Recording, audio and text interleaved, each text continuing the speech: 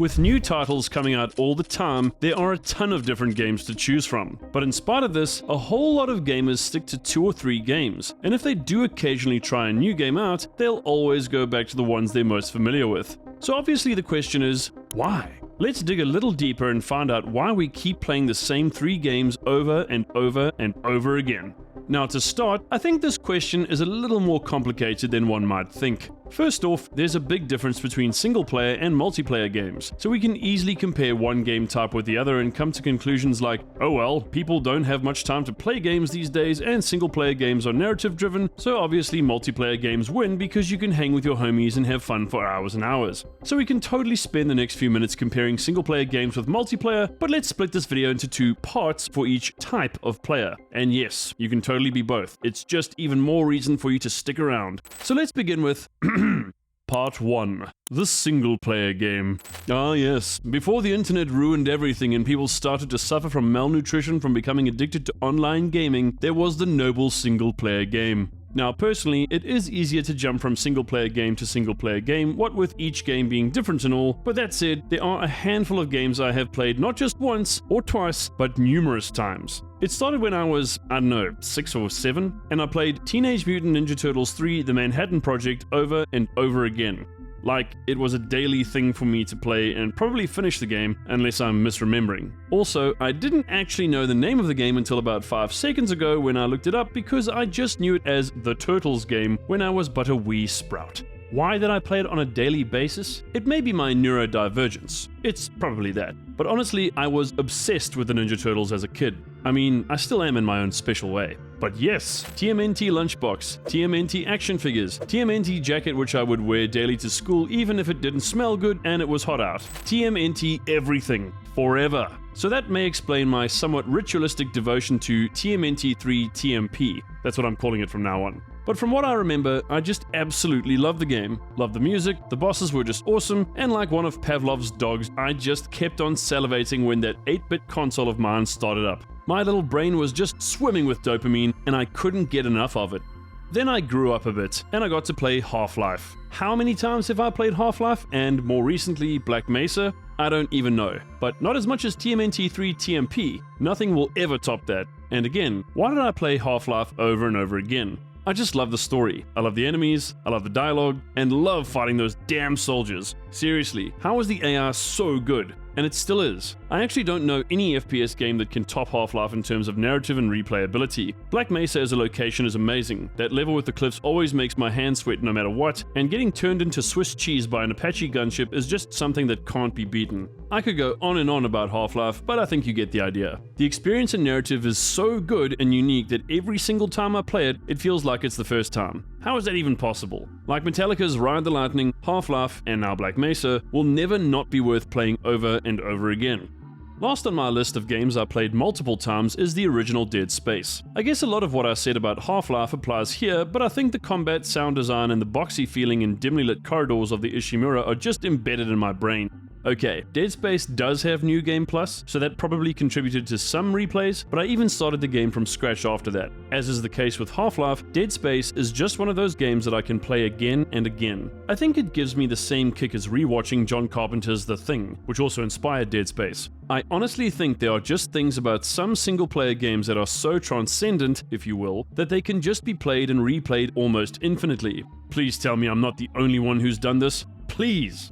Just thinking about and discussing these games makes me want to go back and play them, probably because of nostalgia, but also because I remember just how much I love them. If you keep playing the same couple of single-player games like me, I think I know exactly why. The simple answer is, they're just that good that you can play them again and again and love it every single time. Familiarity, sentimentality, and nostalgia are also major factors, but even then, what I said still stands for sure. And now, on to Part 2. The multiplayer game. I think some of what I said about single-player games applies here, but given how multiplayer games work, the reasons we tend to stick with or go back to the same 3 differ for sure. Obviously the game has to do something for you or resonate with you in some way. Or maybe it just needs to be able to run on your computer. Okay, that's actually not really a joke. Some of the system requirements for games these days are, yeah.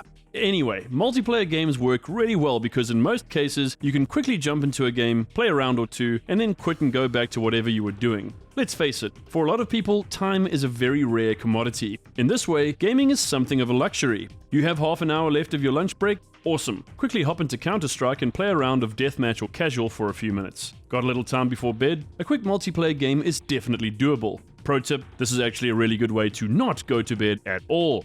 Okay, but why do we play the same multiplayer games over and over again? I think this really comes down to one thing and one thing in particular, and that's the community. Yes indeed, if an online game has a good community with players who are generally nice and patient, or even just tolerable, the incentive to play it is really that much higher. I don't think this is the only factor, but I know I've come across players in some multiplayer games that are rude, dismissive, or just plain hostile, often without any real rhyme or reason. Now of course there are trolls, and you're always going to come across someone acting like an idiot or something, but it doesn't even come down to just one player. Toxicity is just kind of there. You feel it. It becomes very apparent in a number of ways, and of course, for many gamers, it's a huge turnoff. Personally, I think that if you can stand a multiplayer game with a lot of toxicity, you're either surprisingly well adjusted and chilled, or you yourself may be toxic. Just saying. Even if it's not the main reason, a game's community plays a huge role in the multiplayer experience. A game can be good, even great, but if there's nobody to play with, well, that's just not going to cut it. Multiplayer games have to be accessible enough and have a large enough community to keep it interesting. That might mean different things to different people, but if you notice the games you play often have the same players in them almost all the time, the longevity of the multiplayer game you're playing may be a lot shorter than you think. And I think the other aspect that makes certain multiplayer games more attractive or enduring than others is that, when you play, you feel like you're being challenged, but not so much that you're being absolutely annihilated, and not so little that you dispatch your foes without any effort whatsoever.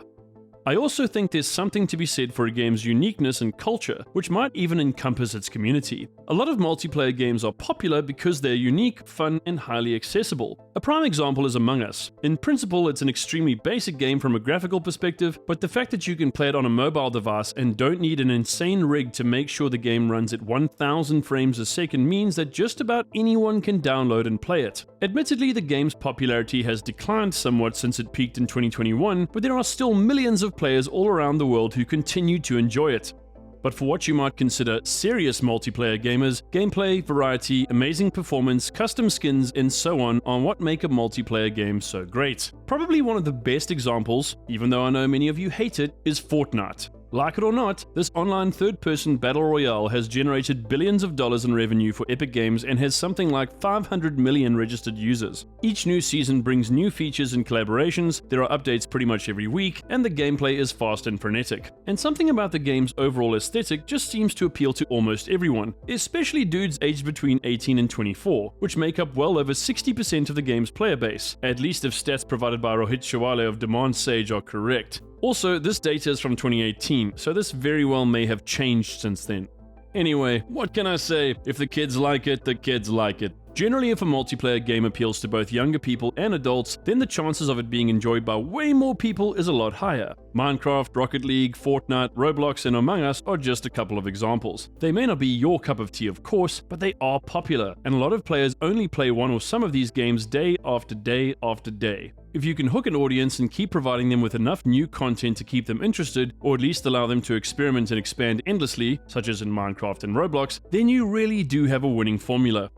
So I think if we consider just multiplayer games alone, there are many possible reasons why we stick to the same 3 games, but the top 5 are, in no particular order, originality, community, novelty, gameplay, and replayability. At the end of the day, everyone plays what they play because they get something out of it and continue to get something out of it. And until something else can surpass the reward they receive from that experience, they'll almost certainly stick to it like their life depends on it. And so ends this video, friends. What did you think of this analysis? And why do you keep playing the same 3 games over and over again? Let us know in the comments. Make sure you smash that like button and subscribe to the channel for daily gaming, VR, and tech content. From me and the crew, thanks for watching, and I'll see you in the next video. Later!